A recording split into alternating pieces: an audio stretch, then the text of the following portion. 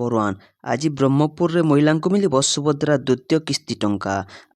ଆଜି ଅନ୍ତର୍ଜାତୀୟ ମହିଳା ଦିବସ ଅବସରରେ ମହିଳାଙ୍କୁ ଆର୍ଥିକ ସ୍ୱାବଲମ୍ବୀ କରିବା ପାଇଁ ମୁଖ୍ୟମନ୍ତ୍ରୀଙ୍କ ଦ୍ୱାରା ପୂର୍ବ ଘୋଷିତ ସୁଭଦ୍ରା ଯୋଜନାର ଦ୍ୱିତୀୟ କିସ୍ତି ଟଙ୍କା ମିଳିବ।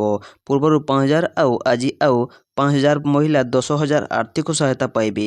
କୋଟିଏରୁ ଅଧିକ ମହିଳା ହିତାଧିକାରୀ ଏହି ଯୋଜନାରେ ଲାଭବାନ ହେବେ। ନମ୍ବର 2 ଜଷ୍ଟିସ୍ ହରିଶ୍ଚନ୍ଦ୍ରନ ହେଲେ ଓଡ଼ିଶା ହାଇକୋର୍ଟର ନୂଆ ମୁଖ୍ୟ ବିଚାରପତି। ଓଡ଼ିଶାର ହାଇକୋର୍ଟର ମୁଖ୍ୟ ବିଚାରପତି ଜଷ୍ଟିସ୍ ହରିଶ୍ଚନ୍ଦ୍ରନ ଖୁବ୍ ଶୀଘ୍ର ରାଜ୍ୟର ଉଚ୍ଚତମ ନ୍ୟାୟାଳୟର ମୁଖ୍ୟ ଭାବେ ଦାୟିତ୍ୱ ଗ୍ରହଣ କରିପାରନ୍ତି। ସୁପ୍ରିମକୋର୍ଟ କୋଲେଜିୟମ୍ ଏନେଇ ସୁପାରିଶ କରିଛନ୍ତି।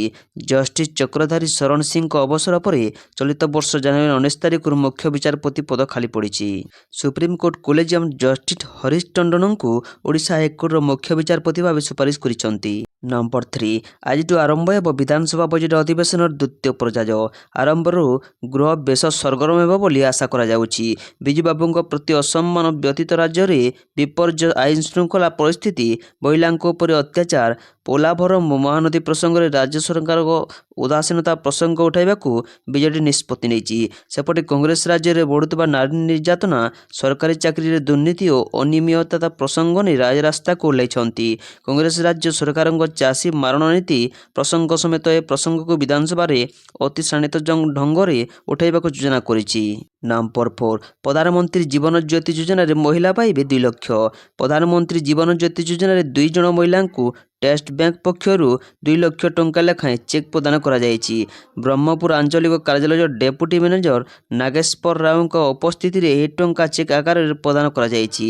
ବିଛଣାପଲ୍ଲୀ ଗ୍ରାମର ଏସ୍ କ୍ରାନ୍ତିଆମଙ୍କ ମୃତ୍ୟୁ ପରେ ଏହି ଯୋଜନାରେ ଅନୁକମ୍ପା ରାଶି ପାଇବା ପାଇଁ ଆବେଦନ କରିଥିଲେ। ନମ୍ବର 5 ଅଲିଉଡ୍ ସୁପରଷ୍ଟାର ଅନୁଭବ ମହାନ୍ତିଙ୍କ ହୋଇଗଲା ନିର୍ବନ୍ଧ। ଜାଗୃତିଙ୍କ ସହ ଆସିଲା ଫଟୋ। ସବୁ ପ୍ରତୀକ୍ଷାର ଅନ୍ତ ଘଟିଲା ଶେଷରେ ଅଲିଉଡ୍ ସୁପରଷ୍ଟାର ଅନୁଭବ ମହାନ୍ତି ଓ ଜାଗୃତି ଶୁକ୍ଲାଙ୍କ ନିର୍ବନ୍ଧ ହୋଇଛି। ଯେଉଁ ଅନୁମାନ କରାଯାଉଥିଲା ଯେ ବର୍ଷାଙ୍କ ଛାଡ଼ପତ୍ର ପରେ ଅନୁଭବ ଆଉ କାହାକୁ ବିବାହ କରିବେ କି ନାହିଁ, ତାହାର ପୂର୍ଣ୍ଣଚ୍ଛେଦ ପଡ଼ିଛି। ଏବେ ଦ୍ୱିତୀୟ ବିବାହ କରିବାକୁ ଯାଉଛନ୍ତି ଅଲିଉଡ୍ ସୁପରଷ୍ଟାର।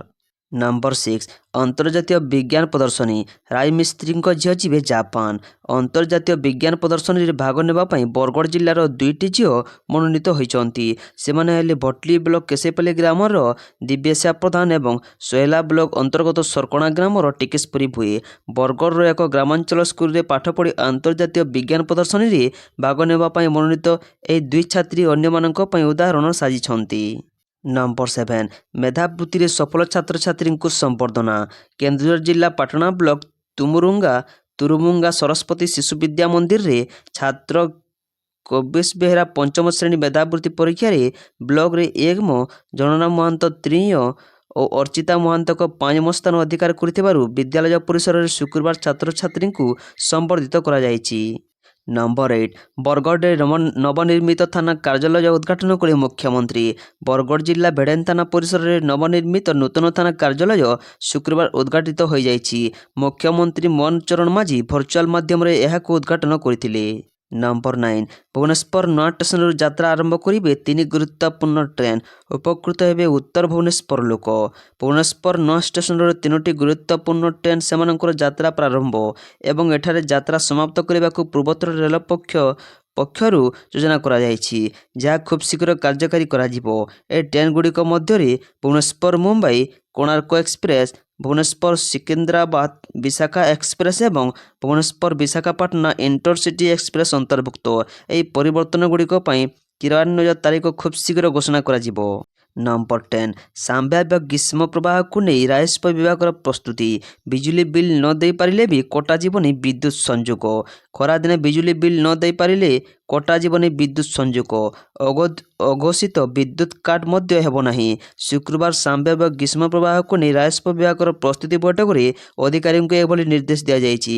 ରାଜସ୍ୱ ମନ୍ତ୍ରୀ ସୁରେଶ ପୂଜାରୀଙ୍କ ଅଧ୍ୟକ୍ଷତାରେ ବସିଥିବା ବୈଠକରେ ଗ୍ରୀଷ୍ମ ପ୍ରବାହର ମୁକାବିଲା ନେଇ ମଧ୍ୟ ରଣନୀତି ପ୍ରସ୍ତୁତ ହୋଇଛି। ନମ୍ବର 11 ମୌଳିଲା ବାଲିଯାତ୍ରାକୁ ଜାତୀୟ ବାଣିଜ୍ୟିକ ମେଳାର ମାନ୍ୟତା ଦାବି ବିଧାନସଭାରେ ମନ୍ତ୍ରୀ କହିଲେ ନାହିଁ ବ୍ୟବସ୍ଥା। ମୌଳିଲା ବାଲିଯାତ୍ରାକୁ ଜାତୀୟ ବାଣିଜ୍ୟିକ ମେଳାର ମାନ୍ୟତା ଦାବି କାରଣ ବିଧାନସଭାରେ ବାଲିଯାତ୍ରାକୁ ଜାତୀୟ ମାନ୍ୟତା ସମ୍ପର୍କିତ ପ୍ରଶ୍ନର ଉତ୍ତରରେ ସଂସ୍କୃତି ମନ୍ତ୍ରୀ ସୂର୍ଯ୍ୟବଂଶୀ ସୁରଜ ସିଧାସଳଖ କହିଛନ୍ତି ବାଲିଯାତ୍ରା ଭଳି ଉତ୍ସବ ବା ମେଳାକୁ ଜାତୀୟ ମାନ୍ୟତା ଦିଆଯିବାର କୌଣସି ବ୍ୟବସ୍ଥା ନାହିଁ। ତେଣୁ ଏବେ ବାଲିଯାତ୍ରାକୁ ଜାତୀୟ ବାଣିଜ୍ୟିକ ମେଳାର ମାନ୍ୟତା ମିଳିବା ଆଶା ମଉଳି ଯାଇଛି। ନମ୍ବର 12 7 ଦିନ ବନ୍ଦ ରହିବ ରତ୍ନଭଣ୍ଡାର କାମ ଶ୍ରୀମନ୍ଦିର ପ୍ରଶାସନ ପକ୍ଷରୁ ସୂଚନା। ବନ୍ଦ ରହିବ ରତ୍ନଭଣ୍ଡାର କାମ। ଫଗୁ ଦଶମୀଠାରୁ ହୋଲି ଉତ୍ସବ ଯାଏଁ ବନ୍ଦ ରହିବ ରତ୍ନଭଣ୍ଡାର ମରାମତି କାର୍ଯ୍ୟ। ଏନେ ଶ୍ରୀମନ୍ଦିର ପ୍ରଶାସନ ପକ୍ଷରୁ ସୂଚନା ଦିଆଯାଇଛି। ଆଗାମୀ ଦୋଳଯାତ୍ରା ଅବସରରେ ଶ୍ରୀମନ୍ଦିରରେ ବିଶେଷ ନୀତିକାନ୍ତି ସମ୍ପାଦନ ହେବ। ଏହାକୁ ଦୃଷ୍ଟିରେ ରଖି ଛତିଶା ନିଯୋଗ ପରାମର୍ଶକ୍ରମେ ଫଗୁ ଦଶମୀଠାରୁ ହୋଲି ଉତ୍ସବ ଯାଏଁ ବନ୍ଦ ରହିବ ରତ୍ନଭଣ୍ଡାର ମରାମତି କାର୍ଯ୍ୟ। ନମ୍ବର 13 ହୀରାକୁଦ ପାଇଁ ବଡ଼ ଯୋଜନା ଡ୍ୟାମ୍ର ଉନ୍ନତିକରଣ ପାଇଁ ଖର୍ଚ୍ଚ ହେବ 1000ରୁ କୋଟି ଅଧିକ। ହୀରାକୁଦ ଡ୍ୟାମ୍ ପାଇଁ ବଡ଼ ଘୋଷଣା ଡ୍ୟାମ୍ ଉନ୍ନତିକରଣ ପାଇଁ ସରକାରଙ୍କ ପକ୍ଷରୁ ବଡ଼ ଯୋଜନା ଘୋଷଣା ହୋଇଛି। ଆସନ୍ତା 6 ବର୍ଷ ପାଇଁ ଦୀର୍ଘମିଆଦୀ ଯୋଜନା କରାଯାଇଛି ଯେଉଁଥିରେ ଖର୍ଚ୍ଚ ହେବ 1000ରୁ ଅଧିକ କୋଟି ଟଙ୍କା। ହୀରାକୁଦ ଡ୍ୟାମ୍ ନବୀକରଣ ପାଇଁ 850 କୋଟି ବ୍ୟୟ ଅଟକଳ। ନମ୍ବର 14 ଆସନ୍ତା 2 ଦିନ ପର୍ଯ୍ୟନ୍ତ ତାପମାତ୍ରାରେ କୌଣସି ପରିବର୍ତ୍ତନ ହେବ ନାହିଁ। ମାତ୍ର 2 ଦିନ ପରଠୁ ତାପମାତ୍ରା 2ରୁ 3 ଡିଗ୍ରୀ ବୃଦ୍ଧି ପାଇବ। ଅର୍ଥାତ୍ ରାଜ୍ୟରେ ସମସ୍ତ ଜିଲ୍ଲାର ତାପମାତ୍ରା ରବିବାରଠୁ ବୃଦ୍ଧି ହେବ। ଭୁବନେଶ୍ୱରରେ ଆସନ୍ତା 24 ଘଣ୍ଟା ପାଇଁ ଆକାଶ ସଫା ରହିବ। ସର୍ବାଧିକ ତାପମାତ୍ରା 33 ଡିଗ୍ରୀ ଓ ସର୍ବନିମ୍ନ ତାପମାତ୍ରା 16 ଡିଗ୍ରୀ ରହିବ। ନମ୍ବର 15 ଲୋୟର ପିଏମ୍ଜିରେ ପାଚିକା ମହାସଂଘର ବିକ୍ଷୋଭ ରାୟ ରାସ୍ତାକୁ ଓହ୍ଲାଇଲେ ପାଚିକା ମହାସଂଘ। ଲୋୟର ପିଏମ୍ଜିରେ ନିଖିଲ ଓଡ଼ିଶା ମଧ୍ୟାହ୍ନ ଭୋଜନ ପାଚିକା ମହାସଂଘଙ୍କ ରଣହୁଙ୍କାର 10 ଦଫା ଦାବି ନେଇ ଆନ୍ଦୋଳନକୁ ଓହ୍ଲାଇଛନ୍ତି ପାଚିକା ସଂଘ। ମାସିକ 13,500 ଟଙ୍କା ପାରିଶ୍ରମିକ ଦେବାକୁ ଦାବି କରିଛି ସଂଘ। ଶତାଧିକ ମହିଳା ହାତରେ ପୋଷ୍ଟର ଧରି ଲୋୟର ପିଏମ୍ଜିରେ ଧାରଣା ଓହ୍ଲାଇଛନ୍ତି। ନମ୍ବର 16 ରେଭେନ୍ସା ନାମ ପରିବର୍ତ୍ତନ ନେଇ କୌଣସି ପ୍ରସ୍ତାବ ନାହିଁ ସୂର୍ଯ୍ୟବଂଶୀ ସୁରଜ। ରେଭେନ୍ସା ନାମ ପରିବର୍ତ୍ତନ ନେଇ କୌଣସି ପ୍ରସ୍ତାବ ନଥିବା କହିଲେ ଉଚ୍ଚଶିକ୍ଷା ମନ୍ତ୍ରୀ। ବିଧାୟକ ରଣେନ୍ଦ୍ର ପ୍ରତାପ ସ୍ୱାଇଁଙ୍କ ଅଣତାରକା ପ୍ରଶ୍ନରେ ଲିଖିତ ଉତ୍ତର ରଖି ସ୍ପଷ୍ଟ କରିଛନ୍ତି ମନ୍ତ୍ରୀ ସୂର୍ଯ୍ୟବଂଶୀ ସୁରଜ। ଗତ ଅଗଷ୍ଟରେ ରେଭେନ୍ସା ବିଶ୍ୱବିଦ୍ୟାଳୟରେ ନାମ ପରିବର୍ତ୍ତନ ପାଇଁ ପ୍ରସ୍ତାବ ଦେଇଥିଲେ କେନ୍ଦ୍ରମନ୍ତ୍ରୀ ଧର୍ମେନ୍ଦ୍ର ପ୍ରଧାନ। ଯାହାକୁ ନେଇ ଦେଖା ଦେଇଥିଲା ତୁମ୍ବି ତୋଫାନ। ରେଭେନ୍ସାର ନାମ ପରିବର୍ତ୍ତନକୁ ନେଇ ବିଭିନ୍ନ ସ୍ତରରେ ପ୍ରତିବାଦ ଆନ୍ଦୋଳନ ସହ ବିତର୍କ ସଭା ହୋଇଥିଲା। ଏବେ କିନ୍ତୁ ରେଭେନ୍ସା ନାମ ପରିବର୍ତ୍ତନ ନେଇ କୌଣସି ପ୍ରସ୍ତାବ ନଥିବା ବିଧାନସଭାରେ ଉତ୍ତର ରଖିଛନ୍ତି ଉଚ୍ଚଶିକ୍ଷା ମନ୍ତ୍ରୀ। ନମ୍ବର 17 ଉତ୍ତମ ମହାନ୍ତିଙ୍କ ପରିବାର ସଦସ୍ୟଙ୍କୁ ଭେଟିଲେ ଧର୍ମେନ୍ଦ୍ର। ଅଲିଉଡ୍ ସୁପରଷ୍ଟାର ସ୍ୱର୍ଗତ ଉତ୍ତମ ମହାନ୍ତିଙ୍କ ପରିବାର ସଦସ୍ୟଙ୍କୁ ଭେଟିଥିଲେ କେନ୍ଦ୍ରମନ୍ତ୍ରୀ ଧର୍ମେନ୍ଦ୍ର ପ୍ରଧାନ। ଉତ୍ତମ ମହାନ୍ତିଙ୍କ ଭୁବନେଶ୍ୱରସ୍ଥିତ ବାସଭବନକୁ ଯାଇ ତାଙ୍କ ଫଟୋଚିତ୍ରରେ ଶ୍ରଦ୍ଧାଞ୍ଜଳି ଅର୍ପଣ କରିଛନ୍ତି। ଏହା ସହ ଶୋକସନ୍ତପ୍ତ ପରିବାରବର୍ଗଙ୍କୁ ଭେଟି ସମବେଦନା ଜଣାଇଛନ୍ତି। ଏ ସମ୍ପର୍କରେ କେନ୍ଦ୍ରମନ୍ତ୍ରୀ ଏକ୍ସରେ ଉଲ୍ଲେଖ କରିଛନ୍ତି ଯେ ଲୋକପ୍ରିୟ ଅଭିନେତା ସ୍ୱର୍ଗତ ଉତ୍ତମ ମହାନ୍ତିଙ୍କ ଭୁବନେଶ୍ୱରସ୍ଥିତ ବାସଭବନକୁ ଯାଇ ତାଙ୍କ ଫଟୋଚିତ୍ରରେ ଶ୍ରଦ୍ଧାଞ୍ଜଳି ଅର୍ପଣ କରିଛନ୍ତି। ନମ୍ବର 18 ଏଣିକି ସହଜ ହେବ କେଦାରନାଥ ଯାତ୍ରା। ଏଣିକି ସହଜ ହେବ କେଦାରନାଥ ଦର୍ଶନ। ଆଉ 8ରୁ 9 ଘଣ୍ଟା ଧରି ଯାତ୍ରା କରିବାକୁ ପଡ଼ିବନି। ଚାଲିବାକୁ ପଡ଼ିବନି 23 କିଲୋମିଟର ଲମ୍ବା ପାହାଡ଼ି ରାସ୍ତା। ମାତ୍ର 36 ମିନିଟରେ ବାବାଙ୍କ ଦର୍ଶନ କରିବେ ଭକ୍ତ। ଶ୍ରଦ୍ଧାଳୁଙ୍କ ପାଇଁ ଖୁସି ଖବର ଆଣିଲେ ସରକାର। ମେ 2ରେ ଖୋଲିବ ବାବା କେଦାରନାଥଙ୍କ କବାଟ। ଏଥିପାଇଁ ଅପେକ୍ଷା କରିଛନ୍ତି ଶ୍ରଦ୍ଧାଳୁ। କେନ୍ଦ୍ର କ୍ୟାବିନେଟରେ କେଦାରନାଥ ଏବଂ ହେମକୁଣ୍ଡ ସାହେବ ଯାତ୍ରାକୁ ନେଇ ବଡ଼ ଘୋଷଣା କରାଯାଇଛି। ଖୁବ୍ ଶୀଘ୍ର ଏହି 2 ସ୍ଥାନରେ ରୋପୱେ ବ୍ୟବସ୍ଥା କରାଯିବ। ଏନେଇ ପ୍ରେସମିଟ୍ ଜରିଆରେ କେନ୍ଦ୍ର ସୂଚନା ପ୍ରସାରଣ ମନ୍ତ୍ରୀ ଅଶ୍ୱିନୀ ବୈଷ୍ଣବ ସୂଚନା ଦେଇଛନ୍ତି। ନମ୍ବର 19 ଖୁବ୍ ଶୀଘ୍ର ଏଟିଏମ୍ ସୁବିଧା ଯୋଗାଇବ ଇପିଏଫ୍ଓ।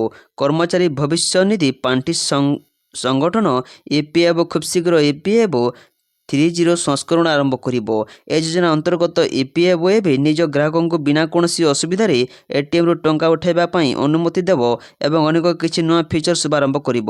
ତେଲେଙ୍ଗାନାରେ ଇପିଏଫ୍ଓ ଆଞ୍ଚଳିକ କାର୍ଯ୍ୟାଳୟ ପରିସରକୁ ଉଦ୍ଘାଟନ କରିବା ଅବସରରେ କେନ୍ଦ୍ର ଶ୍ରମ ମନ୍ତ୍ରୀ ମନସୁଖ ମାଣ୍ଡବ୍ୟ ଶୁକ୍ରବାର ସମ୍ପର୍କରେ ସୂଚନା ଦେଇଛନ୍ତି। ନମ୍ବର 20 42 କୋଟି ଟଙ୍କା ବ୍ୟୟରେ ନିର୍ମିତ 14ଟି ନବନିର୍ମିତ ଥାନା ଗୃହର ଉଦ୍ଘାଟନ କଲେ ମୁଖ୍ୟମନ୍ତ୍ରୀ। ଆଜି ମୁଖ୍ୟମନ୍ତ୍ରୀ ମୋହନଚରଣ ମାଝୀ କମିଶନରେଟ୍ ପୋଲିସ ଅନ୍ତର୍ଗତ ଭୁବନେଶ୍ୱର ନୟାପଲ୍ଲୀ ଥାନାଠାରେ ଆବାସୀ ମାଧ୍ୟମରେ ରାଜ୍ୟର ବିଭିନ୍ନ ଜିଲ୍ଲାରେ 14ଟି ନବନିର୍ମିତ ଥାନା ଗୃହ ଉଦ୍ଘାଟନ କରିଛନ୍ତି। ନମ୍ବର 21 ଭୟଙ୍କର ବାତ୍ୟାରେ ସାମ୍ନା କରିବ ଅଷ୍ଟ୍ରେଲିଆ। ଅଷ୍ଟ୍ରେଲିଆର ପୂର୍ବ ତଟରେ ମାଡ଼ି ଆସୁଛି ବାତ୍ୟା ଆଲଫ୍ରେଡ୍। ଛାନିଆ ହୋଇପଡ଼ିଛନ୍ତି ଲକ୍ଷାଧିକ ଲୋକ। ଭୀଷଣ ବେଗରେ ପବନ ବହିବା ସହ ସମୁଦ୍ର ଜୁଆର ବଢ଼ିବାରେ ଲାଗିଛି। ସମୁଦ୍ର ଲହରୀ ଯୋଗୁଁ ତଟବର୍ତ୍ତୀ ଇଲାକାରେ ବାସ କରୁଥିବା ଲୋକଙ୍କ ମଧ୍ୟରେ ଭୟର ବାତାବରଣ ସୃଷ୍ଟି ହୋଇଛି। ଅଷ୍ଟ୍ରେଲିଆରେ ଗତ 50 ବର୍ଷ ଭିତରେ ଏପରି ବିଶାଳ ବାତ୍ୟା ଆଶଙ୍କା ଥିବା କୁହାଯାଇଛି। ଅଷ୍ଟ୍ରେଲିଆ ପାଣିପାଗ ବିଭାଗର ରିପୋର୍ଟ ଅନୁଯାୟୀ ଶୁକ୍ରବାର ବିଳମ୍ବିତ ରାତ୍ରି କିମ୍ବା ଶନିବାର ସକାଳେ ବାତ୍ୟା ଆଲଫ୍ରେଡ୍ ଲ୍ୟାଣ୍ଡଫଲ୍ କରିବା ନେଇ ଆଶଙ୍କା ରହିଛି। ବାତ୍ୟା ପ୍ରଭାବରେ ଉତ୍ତର ନ୍ୟୁ ସାଉଥ୍ ୱେଲ୍ସରେ ଜୋର ପବନ ବହିବା ଦ୍ୱାରା 35,000 ଘରୁ ବିଜୁଳି ସଂଯୋଗ କଟିଯାଇଛି। ଲୋକଙ୍କ ପାଖରେ ଆବଶ୍ୟକତା ସହାୟତା ଯୋଗାଇବା ପାଇଁ ପ୍ରଶାସନ ପକ୍ଷରୁ ପ୍ରୟାସ ଜାରି ରହିଛି।